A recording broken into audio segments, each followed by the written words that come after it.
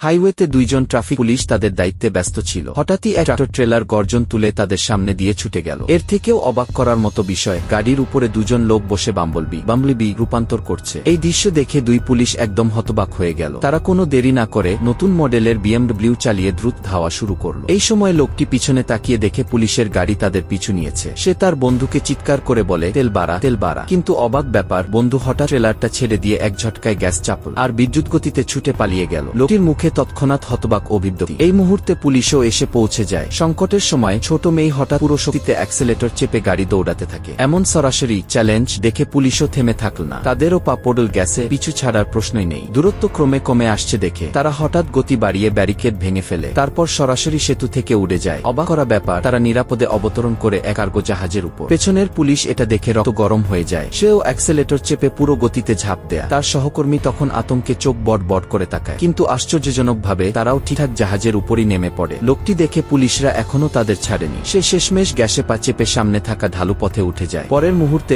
Bumblebee আকাশে এক মনোমুগ্ধকর বাঁক নিয়ে নিখুঁতভাবে অপর পাশের রাস্তায় নেমে পড়ে। এই দৃশ্য দেখে পুলিশ দলের ক্যাপ্টেনের ভেতরে জ্বলে ওঠে প্রতিযোগিতার আগুন। সেও গ্যাসে পা চেপে ঢাল বেয়ে উঠে যায়, কিন্তু সহকর্মীর ওজন হিসাব না করায় মাত্র একটু কম দূরত্বে পড়ে আর শেষমেশ সোজা সমুদ্রে গিয়ে পড়ে।